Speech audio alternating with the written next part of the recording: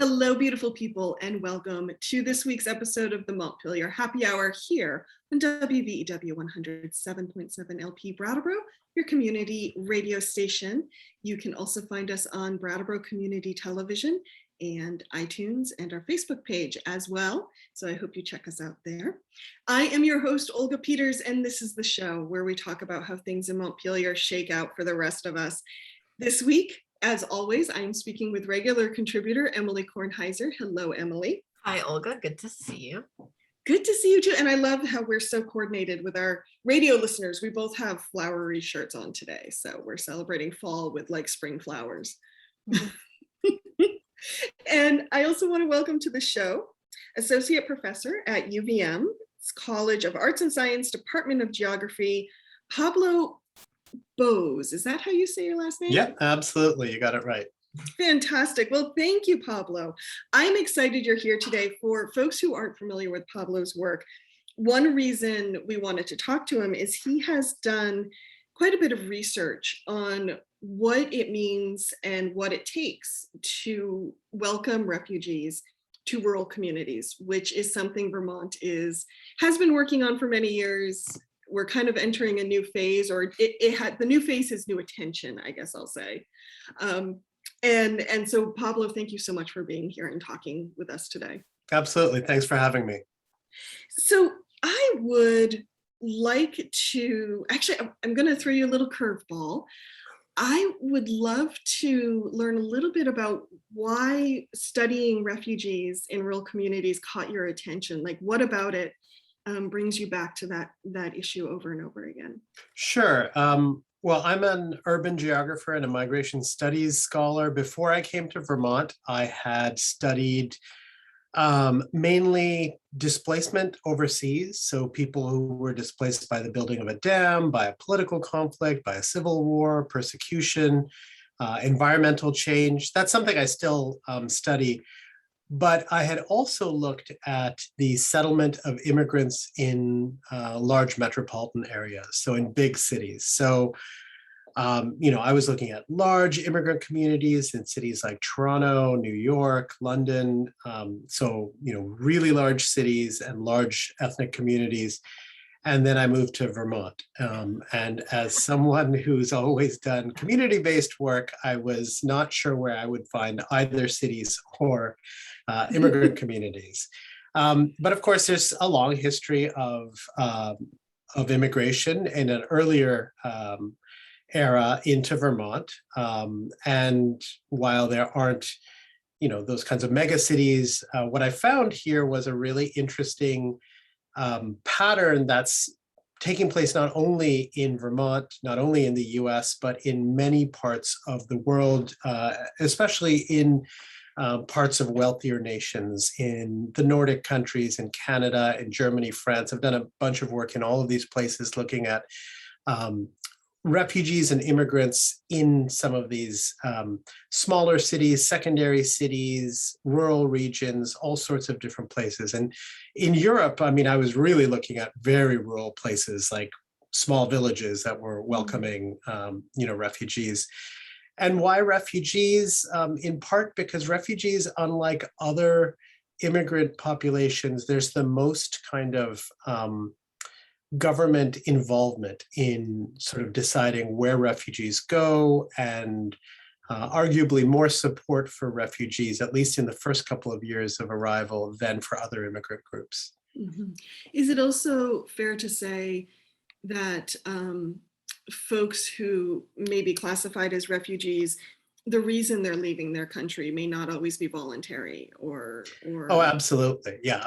Pretty much always. One thing I should say is that we tend to use the word refugee pretty broadly, but there really are important, more legal distinctions and legal categories. So really what we call an official refugee is somebody in the US, for example, somebody who is a refugee, who is resettled as a refugee, has gone through sometimes years of vetting overseas. They've gone through a long set of a lot of paperwork, a lot of interviews and screenings, and they're sort of given permission overseas to come to the US. And so they get here. It used to be, even before the last federal administration, it used to take on average 1,000 days from when you actually applied to when you could come. Now, the other category that we tend to see a lot is asylum seekers. And asylum seekers, the main difference is when you seek asylum, you actually show up in the place that you're asking for asylum and you ask for the protection then. There's often very little difference in the reason that somebody is a refugee or an asylum seeker. You're fleeing, reasons that are just as bad, just as pressing, just as dire. It's more kind of the legal protection in the international community is geared more towards refugees than for asylum seekers. Okay, And thank you. Pablo, my understanding, and it could be totally wrong, so I wish I could have phrased this just as an open question, but I don't have that capacity right now, is that the level of paperwork that's required to make it through the refugee process, screening process, really screens out a lot of people on the ground. Yeah, I mean, I think in both cases, this has been one of the real, this has been a complaint by human rights organizations, by certainly many in the legal profession, that whether it's for refugee protection or asylum protection, if you have had to leave your home in a hurry, in an enormous hurry, either because you've been told by the authorities get out, or you're told by someone you've got to leave because your life is in imminent harm, imminent danger, the chance of you having all of your stuff together, if you were told today, get out of your house right now, do you have everything that you would need to rebuild your life? Do you have everything that can prove to someone else that your life is in danger? And I mean, I would say, and additionally, if you're in a country that's had a failing rule of law for a number of years, it's possible none of that paperwork ever even existed. Absolutely. Yeah, absolutely. And also, and asylum is a little bit different as well, because in both cases, you have to prove that you are under threat and that you going back home would put you in harm's way. And sometimes that is really challenging, especially because, our refugee legal systems in the world are still based on, in many ways, a post-World War II idea that there's nation states with stable borders and you can go back and forth between them. Increasingly, a lot of people in the world are actually not displaced outside of their country. They're displaced within the borders. They're called internally displaced persons. And so it's really hard. The other thing is that, especially in asylum cases, the US used to be a really sort of leading country to consider expansive way of thinking about why might your life be in danger. It's not just because of your political affiliation or your ethnic or racial identity. It might be because of domestic violence. It might be because of your gender identity, sexual identity, all of sexual orientation, all of these kinds of things. Under the last administration, under the last US administration, a lot of those categories were actually narrowed, or they didn't use them as a way of determining harm. And so that's been a real challenge as well. And have they expanded back under the current administration? I like the former administration. It's very. I know. I try not to always. I genuinely appreciate it, because I think it actually also helps us it puts in some context the fact that this has changed over many administrations in many different directions too. So that's a really good way of putting it, because I also think that there are things that are continuities. I mean, right now, for example, the Biden administration is actually continuing. There's some things that's changed. There are others that, so for example, I believe they've continued some elements of the Remain in Mexico policies of the last administration. There's other kinds of things that I know they're using some of the public health crises rules to do really quick deportations of some people. Again, this is not with refugees. I mean, and the really important distinction is that refugees go through a much longer vetting process. It's not, well, that's not entirely true, because when you're in the asylum seeking process, you have to go through a ton of paperwork as well. And it's like a lengthy process that you're going through. It's just where it's happening is different. So I want to make sure in this half, Emily, that we get to kind of laying the groundwork of what's been happening in Vermont. that's just what I was going to ask about. Okay, cool. So either Emily or Pablo, if you can speak to that, like let's give folks a real foundation in some of the state's efforts and what has happened around refugee resettlement in Vermont, what shape it's taken, and where are we now, and where do you think we're going? Well, let me start just, Governor Scott and many other leaders throughout Vermont have said for quite a while, we are ready and willing to welcome refugees. And as part of that conversation, Brattleboro has been working for quite a while to either expand our asylum reception process or to formally welcome refugees and become a refugee resettlement site. And within the last year, we found out that we are sort of very close to being fully approved for that process. And then at the same time that all that was happening, the US formerly withdrew from Afghanistan, and the number of folks fleeing Afghanistan quite quickly. I think most of us have seen enough headlines about that I don't need to get into it. And I would probably start crying, so I will not do that. But it means that we're going to have a whole lot of folks who have left Afghanistan coming to Vermont in the next couple weeks at least. And so, or months, no one really knows, very soon. And one of the reasons that I really wanted to talk to Pablo about all of this is because of your really deep knowledge working in refugee resettlement in the Burlington area, and understanding of sort of what works there, what hasn't worked there, to really bring some of those lessons to Brattleboro, which I think is an incredibly welcoming, open community. And I know doesn't really have the infrastructure in place yet because we haven't done this before. And so really want to sort of like hear more about what happened in Burlington and what's happening in Burlington, Winooski, Chittenden County. So we can sort of think about what's possible and what's necessary down here. Sure. So, it's been called the Vermont Refugee Resettlement Program. It's now called the U.S. Committee for Refugees and Immigrants in Vermont. It's a federal program that has been bringing refugees to Vermont for since 1980. Now, there were refugees who were brought to Vermont before that, primarily from Eastern Europe and Southeast Asia. In the US, the refugee program was less formalized before 1980. So it was really kind of church groups and informal sponsorships, some formal sponsorships that were bringing people in.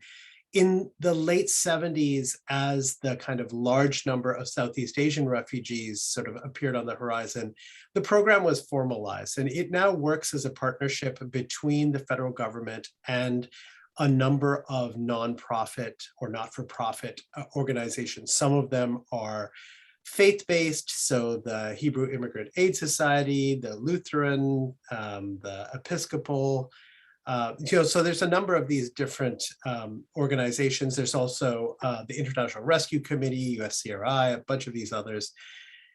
In Vermont, that becomes formalized again in the early 80s, and you see, even though it's called Vermont Refugee Resettlement, about 99% of refugees have always come to the Chittenden County area. And within that, it's actually even more narrow than that. It's been really Burlington, Winooski, and a smattering of people elsewhere, but it's really Burlington and Winooski.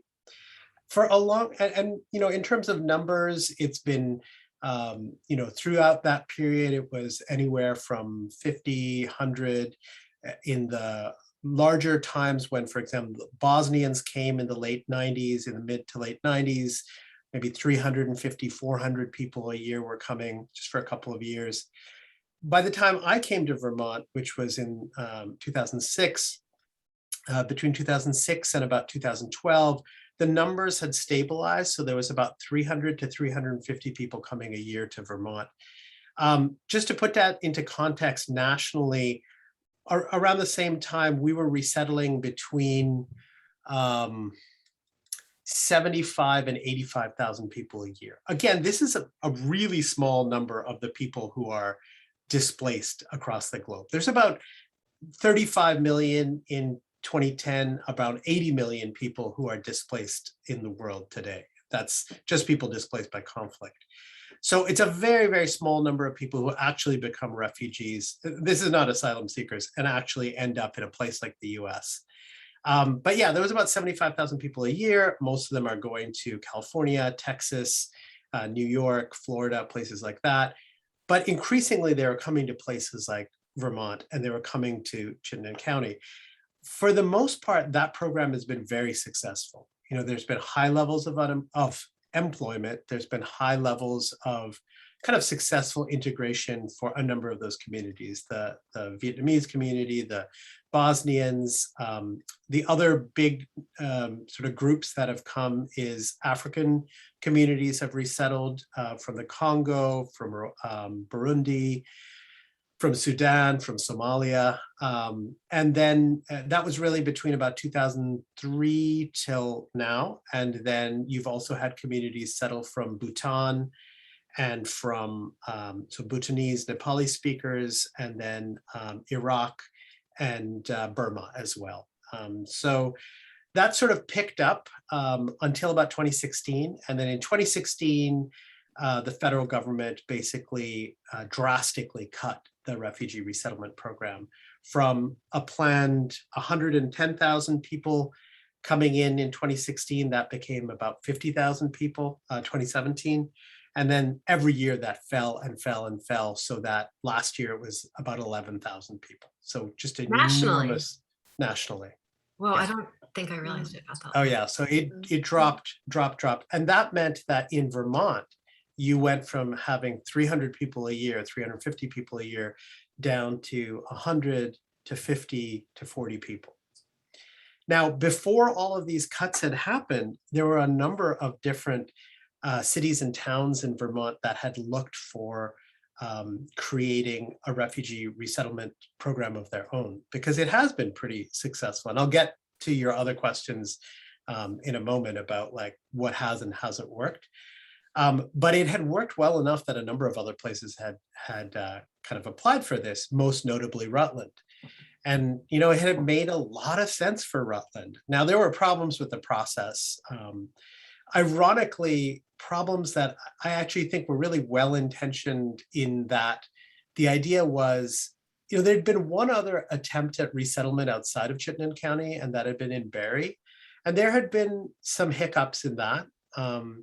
There had been enough that, you know, a lot of the people who had been resettled there ended up moving closer to the Burlington area. And so they didn't want to repeat that. They wanted to make sure that, you know, providers were ready, that the schools were ready, that the people being resettled were ready to go to where they were going. And so I think that it was an abundance of caution of trying to like lay the groundwork, and that, you know, coincided with all of the national kind of hysteria about refugees during the 2015-2016 political seasons. And a program that has long had bipartisan support all of a sudden became, you know, deeply controversial, like everything is, and especially everything to do with immigration.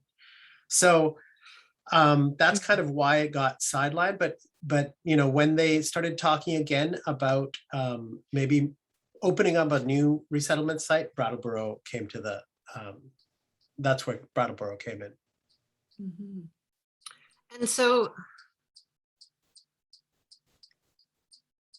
in Burlington, Winooski, when you said that it was successful, what does that mean? And sort of successful for who? I'm curious to hear about what it means for it to be successful, sort of in the government eyes or in like Burlington leaders' eyes, and then what it means to be successful from the perspective of the refugee.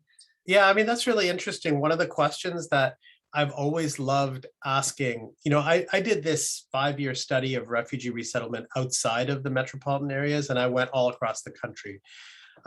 There's about 230 locations that refugee resettlement happens all across the US. And that's one of the questions I always ask is like, what do you consider to be successful? And for some people, being successful is buying a house, getting a job, completing school. So it really depends on who you ask what success means.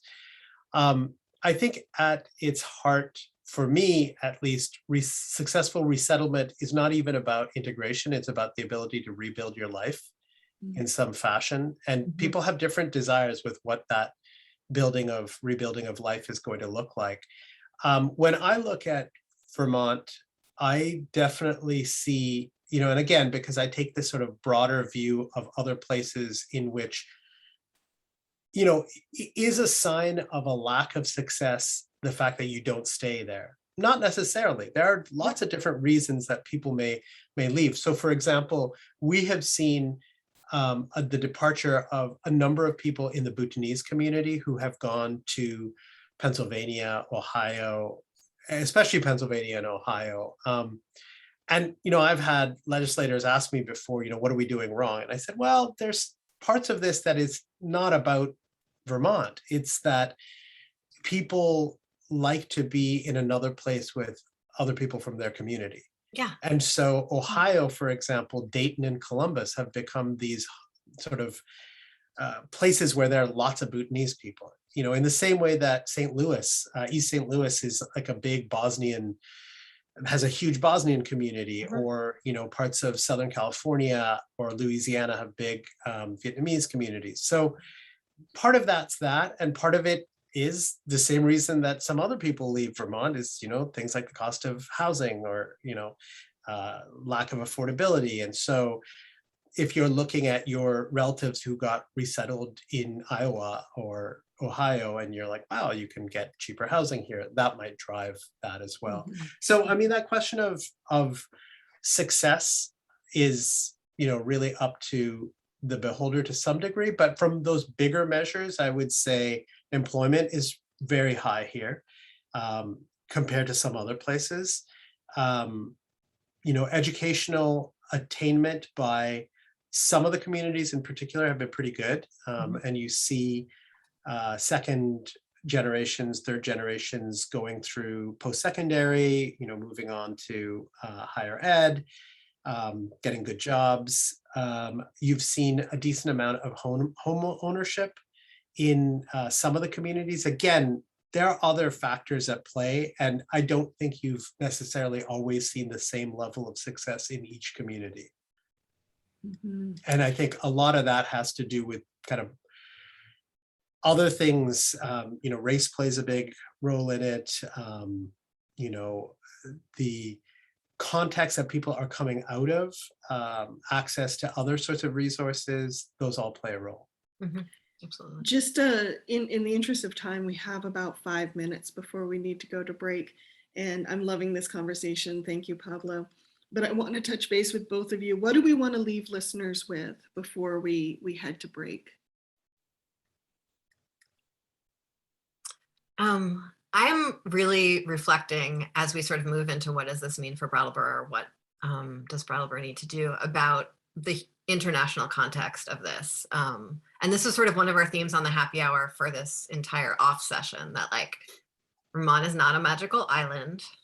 We sit in the context of a lot of national and international forces, as well as a lot of national and international best practices that we could draw on a whole lot more than we do. And so I'm thinking about sort of what you said, Pablo, about the reasons people come here, the context that people are coming from, how few people make it here, what that means for those folks who make it here, and that this is happening, all these sort of these rural settlements are happening all over this country, and they're also happening all over wealthier nations. And so I'm I really want to make sure that we're learning from all of those places and remembering that context when we try to sort of invent our single wheel down here. I mean, that's a really, important point, I think, to focus on. I would, in general, say that the U.S. I moved to the U.S. from Canada, and coming to see what refugee resettlement looks like here was a big shock in many ways. The U.S. has always, well, until the last little bit, has been a leader in the number of people who are resettled. More people are resettled in the US, not per capita, but nominally have been until recent years when Canada surpassed it.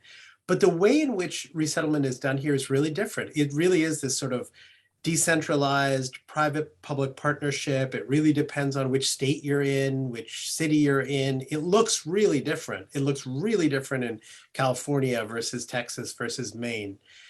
And so one of the things that's always been challenging to me is, despite all of the controversies about like, why are we letting refugees in and why are we giving them this, that, and the other thing, the two things that have always struck me is that we basically, the US refugee program is built on two things. One, making sure that whoever you let in is not going to be a security threat.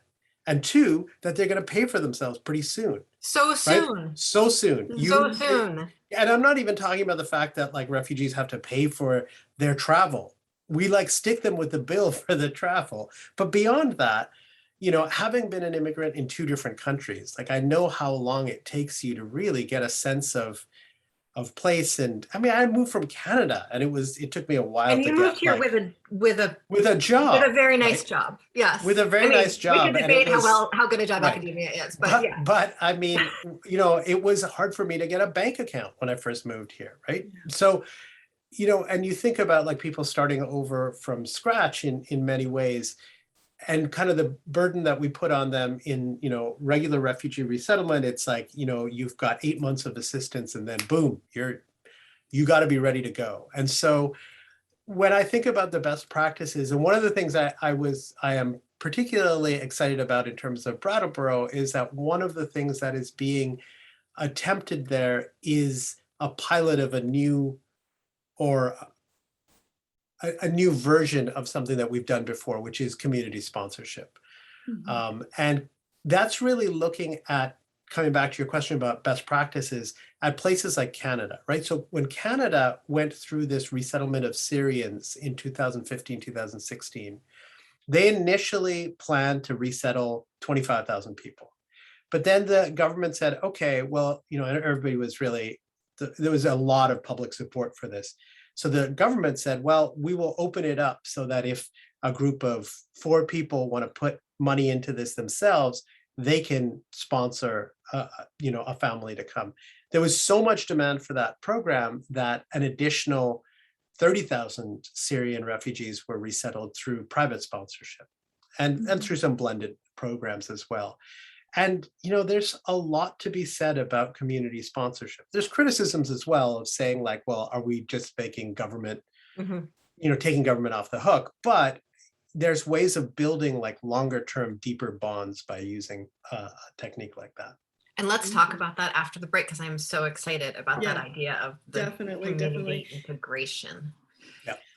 So stay tuned, everyone. Pablo, Emily, and I will be back in a moment after we hear from some underwriters on WVEW.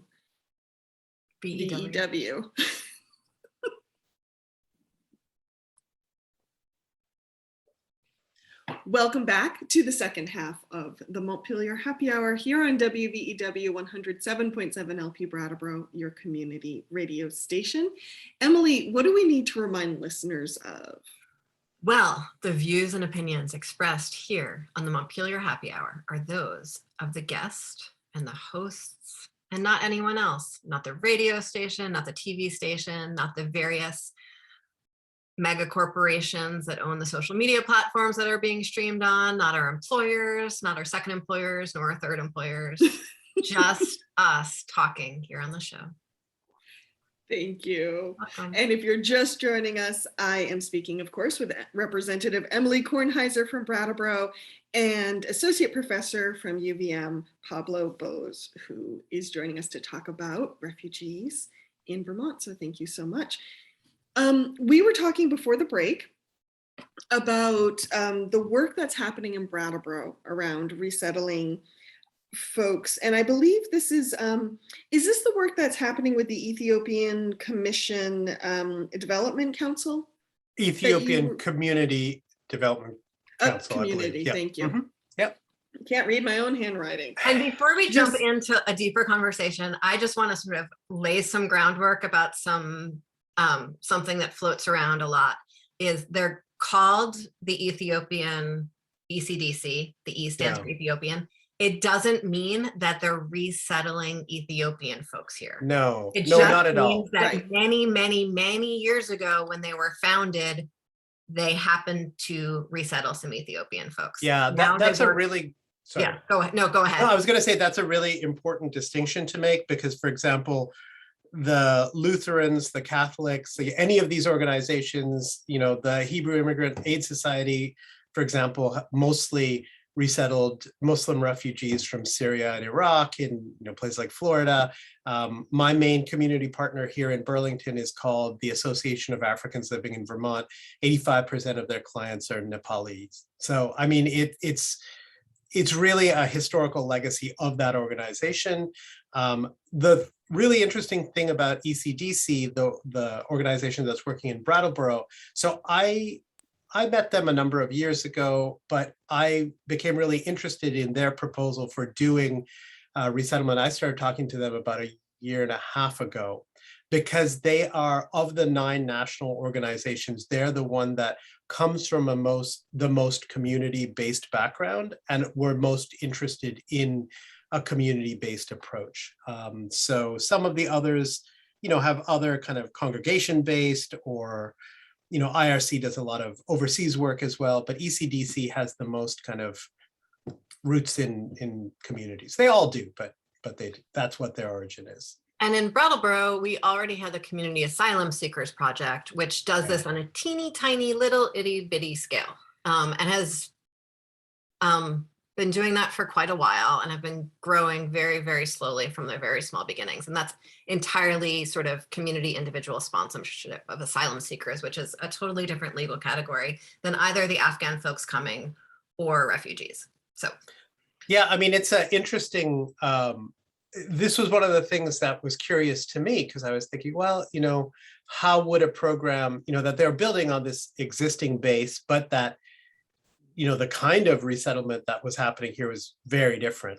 And yet, of course, as we know with the Afghans who are coming in, they're sort of in between these two categories. So in many ways, CASP is, I think, perhaps even better prepared than some others would be to deal with the very particular kinds of needs of a population like this. And so what are some of those very particular needs? I mean, now, things are in a flux continuously. One of the real challenges, you were asking, or you were talking a little bit about when people would actually arrive. And speaking specifically about actually, let me just step back a minute and say that, I left off before the break talking a little bit about, how refugees had been coming into Vermont. And when this idea of Brattleboro being a potential site, this was with a kind of a longer timeline in mind, like, well, this is going to happen, maybe it'll happen in a little while, prepare the groundwork, see what's going to happen. And that was true all across the country. What the Afghan crisis precipitated was, what do you do right now? Because back in the 2020 election, Biden was speaking at the time about bringing in 125,000 refugees this year, which was more than the last year proposed of the Obama administration. We've never resettled in the last 20, 25 years, really since the 1980s. We've never resettled, the Bosnians, but we've never resettled more than 85,000 people. So when Biden was talking about 125,000, those of us who work in this area were like, how are you going to do that? Especially after years and years of cutbacks.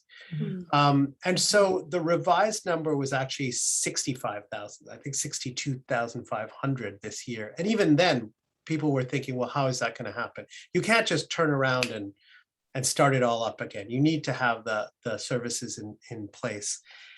And then the Afghan crisis hit. And so you had of the 120,000 odd people who were pulled out of Afghanistan, about half of those people were American citizens and green card holders, permanent residents. They were not refugees. They were not going to be in this category. There were another group who were people who had worked directly for the US as interpreters and translators. And they are actually eligible through a different special immigrant visa category. And that's partly because they've already gone through massive amounts of screening in order to have those jobs that they had in Afghanistan. Yes. Of the 53,000 or so other people who were pulled out, the vast majority of them, about 37,000, ended up on 8 or 9 military bases in the US. Most of them are still there. In total, I believe about 50,000 people are in the US. They're currently in the US and they're on the bases. Mostly it has not been because of any security concerns, health concerns. There were some cases of measles, I think about 12 out of the 50,000 odd people, so there was all these medical checks, all these security checks, and, there really were no issues. The big issue has been housing in terms of finding them housing in the locations that they're going to go to. And so you said, the idea when Biden was first proposing these big numbers long before we were talking about the Afghan folks coming here, you said getting the services ready. Yeah. So housing is obviously one of those services and sort of, needs to be housing for a family, not just housing, not just a single room. And we know that we have a bit of a housing shortage in Brattleboro particularly, but in all of Vermont. And I think nationally right now. What are the other services that need to be in place to do this? I won't even say to do this adequately. So the main kind of services that you can think about, and you could divide these into 2 different broad categories. The first are the triage services, the things that you really need to do just to survive, right? So you need to make sure that people have adequate housing, employment. I mean, this is one of the challenges, as I said before, we insist that people are self-sufficient, and that self-sufficiency is assessed on the basis of whether or not somebody has a job within 90 days and 180 days. Now one of the things that I'm trying to do, I do a lot of evaluation of resettlement services. And one of the things I'm trying to push in multiple different places is kind of looking at this on a broader basis. And just so folks know, I was just in a meeting right before this meeting, looking at the average number of days that someone's on unemployment in Vermont, and it is more than 90 days. Right. I mean, again, because resettlement for the most part here and elsewhere is so closely tied to employment, you have fairly high employment numbers. A lot of the refugees tend to be placed with, in Burlington, for example, there's a number of large institutional employers who, the medical center. There's a couple of really good long-term employers here, Twincraft, Rhino Foods. There's a bunch of different ones here who've been really great. But so employment is big, housing is big, medical. You need to make sure that everybody goes through, the kids are being seen by the doctors. All of that is set up. Food, access to food is a huge part of this. And when you say access to food, do you mean access to like any food, or do you mean access to food that matches people's cultural expectations? I mean, immediately, it's really any food. Yeah. And I mean, that's something that, another big part of the work that I do is actually trying to match more closely. I did a project with the Vermont Food Bank last year where we looked at food that was going to refugee families through a delivery program, and we tried to match it closer to it's not even cultural preferences. It was more that people just wanted fresh vegetables rather than, some of the prepared or boxed foods or frozen foods. So that's the sort of immediate set of services. The other big one is language services, right? That you want to get people access to English language education. And that's a range of different kinds. And that's something that we've found over time, rather than just having everybody in English classes and get up to X proficiency, you want to make sure that there's language that is appropriate to what people need. So that might be language for a particular job or occupation. It might be, some of our most successful classes here are citizenship classes that are held in English. Supporting those kinds of things. In the schools, you want to provide as much support for the schools to have support for not only the students, but for their families as well. So something that we've seen that has worked really well in Burlington and Winooski is something called the multicultural liaison, homeschool liaison programs, where you have people who are skilled in their own communities acting as paraeducators. So you want stuff like that. Just so folks know, we actually passed a bill last session that expanded the capacity for that to every town in Vermont. That's really fantastic, because I know that the first round of those kinds of positions were all grant funded, through a federal education grant here, but they need to be base funded. There's also longer term services that you really, I would say that transportation isn't a longer term services. It's another one of those immediate ones. Especially in a rural area. And so we might count Burlington as rural, but there is actually enough public transportation that people could get from pretty much living anywhere to pretty much any job. That is absolutely not true down here.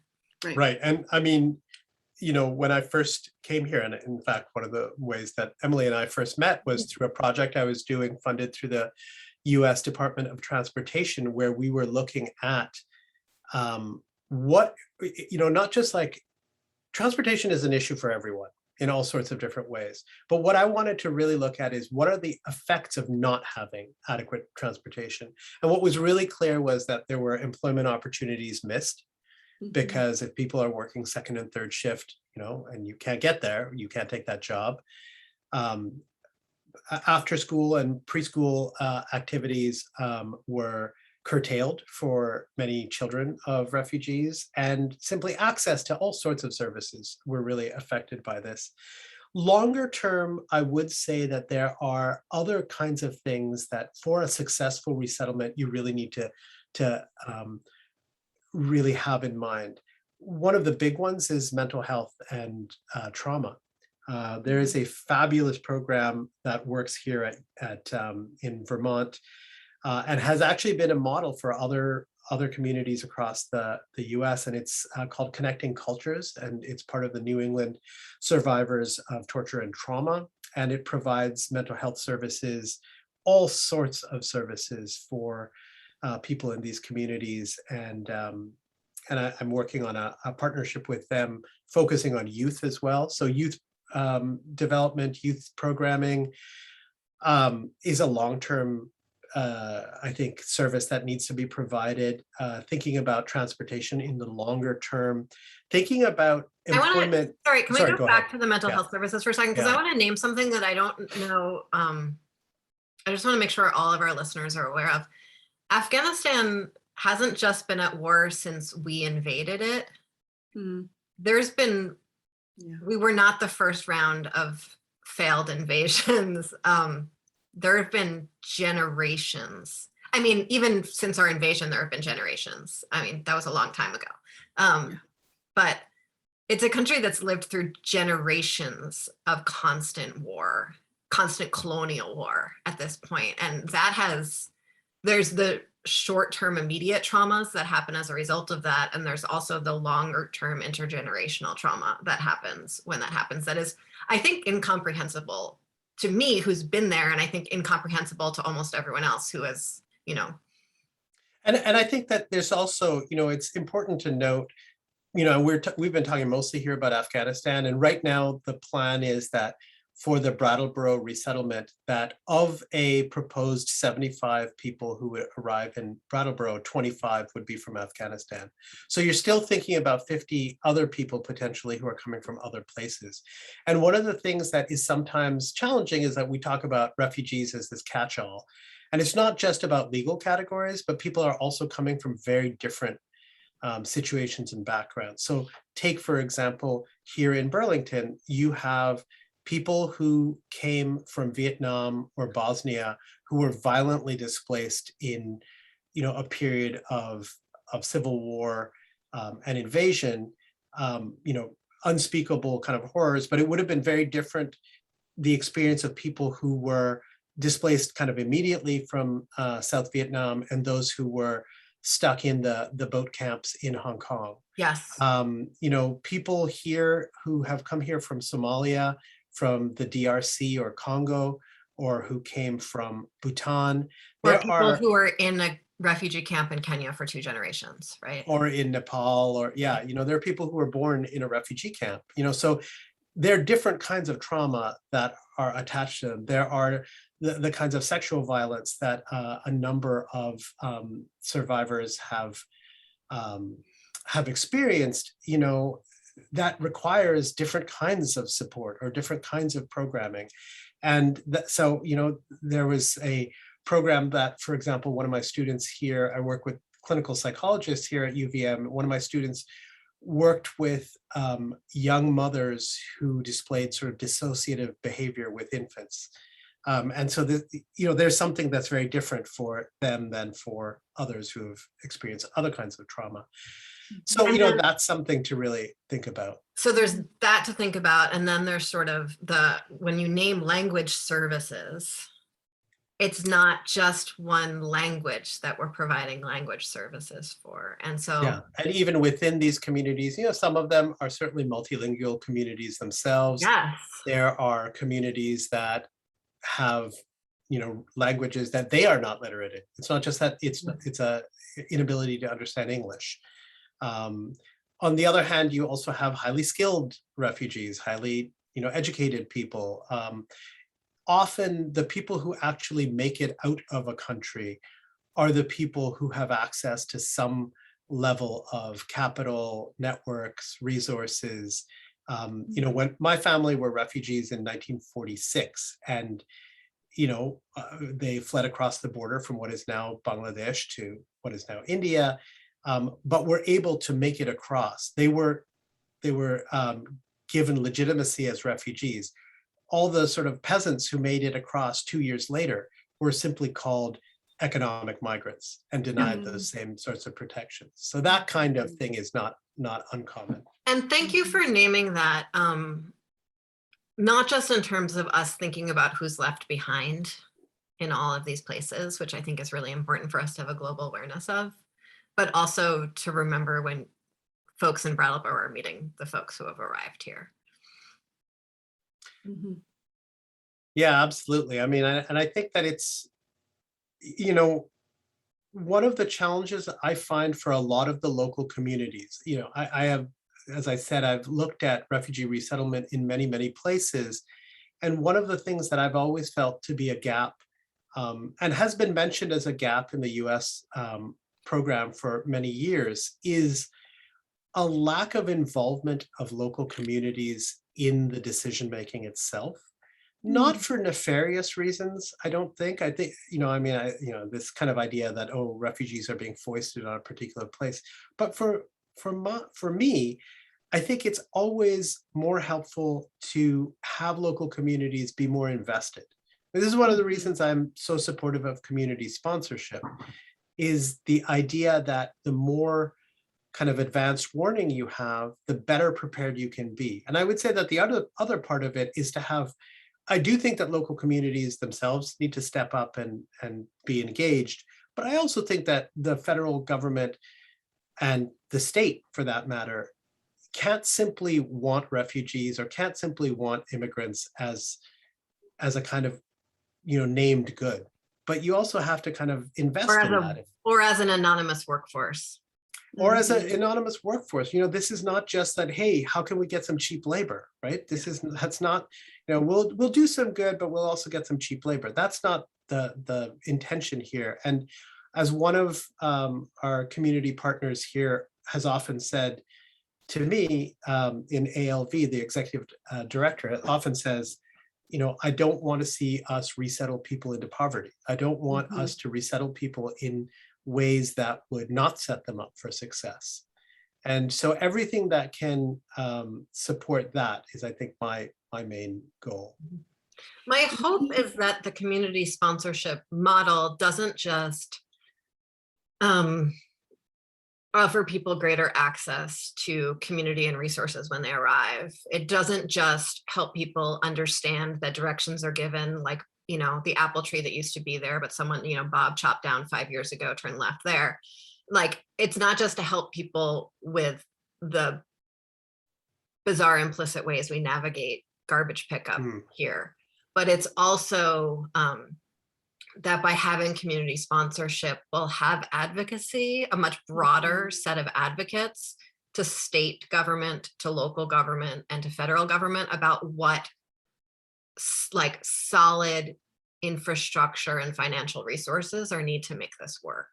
I mean, again, returning to one of the first questions you asked about, like, how we measure success. And one of the things I have seen in other communities where you have a longer history of resettlement or immigration is the involvement. Like, sometimes when we say community sponsorship, that's just a code word of saying, like, how, not necessarily the white community, but like the host community that's already here, the quote native community, is the one that's doing is the community that is engaged. But one really interesting thing I saw in some of the community sponsorship that was taking place in Canada was that in some cases it was people who had been resettled themselves generations before, who were then turning to engage in the same kind of practices. Here in Vermont, it's always been fascinating to me to see not only the director of USCRI Vermont, who herself came here through the refugee program, Mila Mirzanovich, or so many of the people who work for the agencies themselves, ALV, USCRI, VT, themselves came through immigrant and refugee pathways. And therefore they kind of know, not just, as you say, those kinds of idiosyncrasies of Vermont, or like, what is it that you need to know about, like the fact that it's cold here at different times, or what can you grow here, but to really build those longer lasting networks and to really, but to be able to build your life in the way that you want to. I often shy away, I certainly shy away from the idea of assimilation, but even integration suggests that you are learning to be like the place that you're going to. And that's fine. There is an element of that. I've learned certain things about Vermont since moving here, but I also hold on strongly to the things that I also consider important. And I think that's a very significant element of this. And that's where that's how we grow and change as a community and as a state. I mean, that's absolutely Vermont, some of us could look back at the roots of why Bernie Sanders is our senator at the like huge inflow of immigration to Barrie at the turn of the last century, right? And like all the anarchists and socialists that moved there, right? Like there's so much cultural evolution that happens when people are allowed to be somewhere as they are and who they are with the values that they're carrying with them. Absolutely. We are out of time. I'm glad I closed on that Bernie anarchist move. That was there you go. That was some solid closing comments right there. Thank you so much, Pablo, for joining us today. I hope you can come back to the show as we hold more conversations around how people can thrive in their communities. As always, the Montpelier Happy Hour can be found Friday afternoons on WVEW 107.7 LP Brattleboro, your community radio station, as well as our Facebook page, Emily's website, and our website, the MontpelierHappyHour.captivate.fm. Have a great weekend, everyone. That was great. Thank you.